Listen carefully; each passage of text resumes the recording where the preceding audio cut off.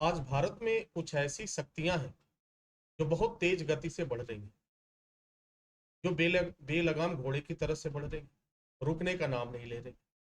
और देश में जो अव्यवस्था फैली हुई है वह मानवता का दुश्मन है। आज जिस तरह से भारत की राजनीति व्यवस्था है, जिस तरह से भारत में नफरत की राजनीति ने जन्म ले लिया है, अपना पांव जमा लिया है, इसे समाप्त करना बड़ा ही मुश्किल है। या तो आप उस शक्ति को रोकिए, लेकिन वह आप उस शक्ति को रोकने में कहीं ना कहीं विफल महसूस कर रहे हैं। आज पूरे भारत में एक डर का माहौल है। पूरे भारत में हर एक व्यक्ति डरा हुआ है, सहमा हुआ है। और लोकतंत्र की हत्याएं तो प्रतिदिन हो रही है।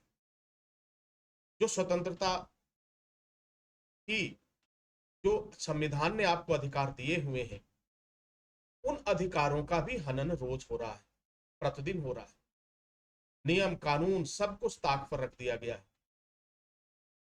और देश में जिस तरह से राजनीति चल रही है वह हर व्यक्ति को कहीं ना कहीं पीड़ा पहुंचा रही है। आप इस बात से इत्तेफाक रखते हैं और यह सोचते हैं कि चलो आज हमारे साथ नहीं हुआ, दूसरे के साथ हुआ है, जब होगा तो देखा जाएगा। यही वह कमजोरी और यही यह डर है जो हमारे देश को गृह युद्ध की तरफ ले जाए। आप जरा विचार कीजिए कि जिस दिन शासन प्रशासन से भरोसा लोगों का उठ जाएगा, न्याय व्यवस्था से लोगों का भरोसा उठ जाएगा, लोकतंत्र से जब लोगों का भरोसा उठ जाएगा, तो क्या उस दिन की परिस्थिति की आपने कभी कल्पना किया? जब आप कल्पना करेंगे तो आपको सारा दृश्य नजर आए। जो गरीब है और गरीब होता जा रहा है। गरीब आज दो वक्त की रोटी के लिए जी तोड़ मेहनत कर रहा है, लेकिन महंगाई इतनी चरम सीमा पर है कि उसे रोक पाना मुश्किल है। लेकिन विकास की गंगा चारों तरफ बह रही है। विकास की गंगा आपकी मोहल्ले में, आपकी कॉलोनी में, आपके गांव में, आपके शहर में चारों तरफ बह रही है। हमारे देश में बेरोजगारी तो बिल्कुल नहीं है। हमारे देश में एक बेरोजगार भी आप दिखा दीजिए, एक बेरोजगार नहीं है। क्योंकि वह शक्तियां ये कह रही हैं कि हमने बेरोजगारी को खत्म कर दिया, और बेरोजगारी तो खत्म नहीं हुई है। बेरोजगारी जिस तरीके से आगे बढ़ रही है वह अपने आप में एक चिंता का विषय है। महंगाई जिस तरह से बढ़ रही है वह अपने आप में चिंता का विषय है। अगर आपने आवाज उठाया तो आपकी आवाज को दबा दिया जाएगा। उसके कई तरीके हैं। और ये तो आप तो हर कुछ समझ रहे हैं, सब कुछ जानते हैं। फिर भी कुछ लोग हैं जो आवाज बुलंद कर रहे हैं। और ये नतीजा क्यों है? आज हमारे ऊपर, हमारे देश के ऊपर, जनता के ऊपर इस तरह की शक्तियां हावी क्यों हो रही हैं? इस तरह का एक ऐसा वर्चस्व हावी हो रहा है जो हर चीज को समाप्त कर रहा है। एक ऐसा वर्चस्व जो संविधान को बदलने की सोच रहा है। पहले मुझे भी ऐसा लगा था कि यह बातें जो उठ रही हैं वो बेवजह की है। लेकिन जब मैंने इसकी सच्चाई को जाना तो मैंने उस दिन प्रण किया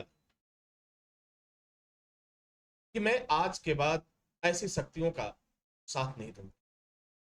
ऐसे लोगों के साथ मैं नहीं चलूंगा जो हमारे देश को खोखला कर रहे हैं, जो हमारे देश की मानवता को खोखला कर रहे हैं, जो इंसानियत को समाप्त करने की कोशिश कर रहे हैं।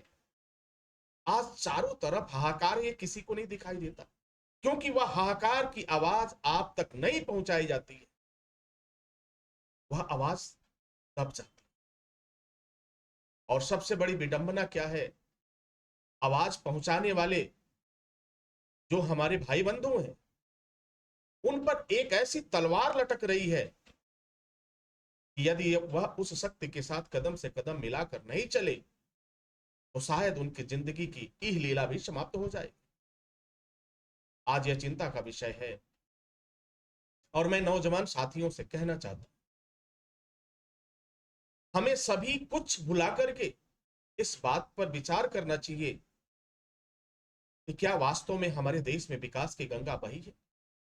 क्या वास्तव में हमारे देश से बेरोजगारी खत्म हो गई? क्या वास्तव में हमारे देश की अर्थव्यवस्था ऊपर चली गई?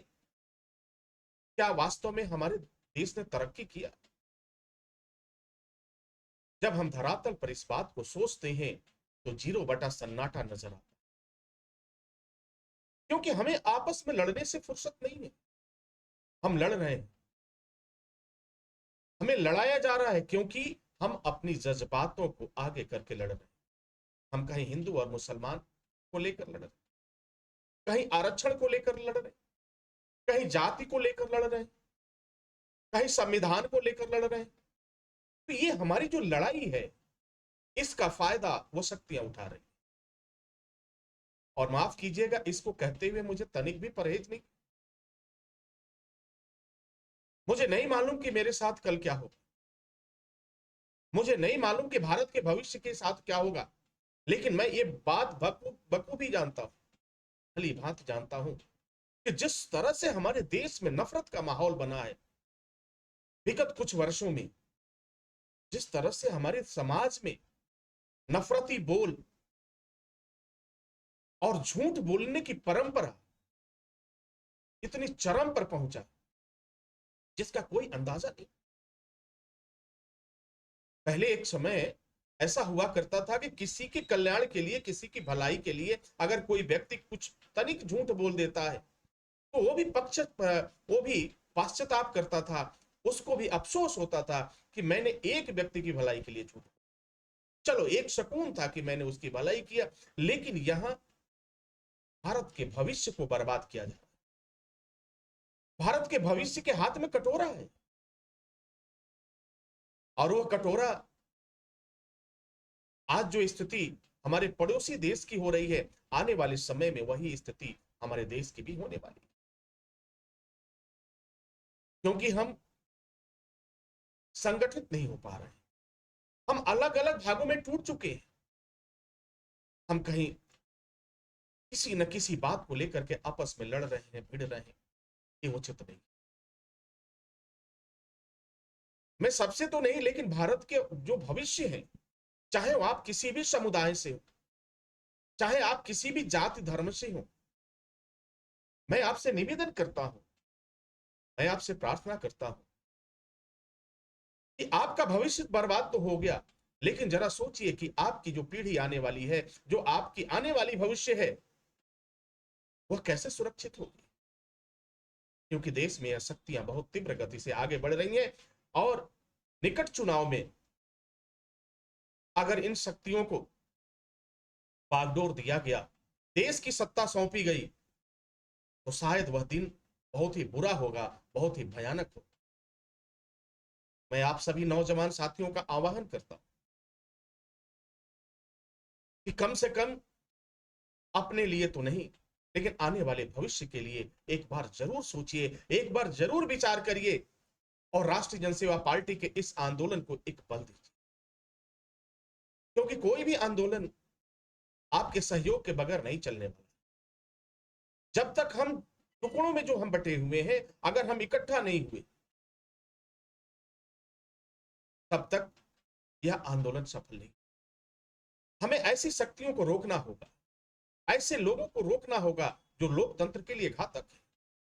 हमें ऐसे लोगों को सत्ता की बागडोर बिल्कुल नहीं देना है, जो हमारे देश को बेरोजगारी की तरफ ढकेल रहे हैं। हमें ऐसे लोगों को अपना मुखिया कभी नहीं मानना, जो हमारे देश में महंगाई को निचले स्तर से लेकर के और एक चरम पर पहुंचा दिया। क्या यह परिस्थिति आपके लिए उचित है? हम कब तक अपनी आंखों पर पर्दा डाल करके, कब तक अपनी आंखों को बंद कर करके यह नंगा नाच देखते रहेंगे?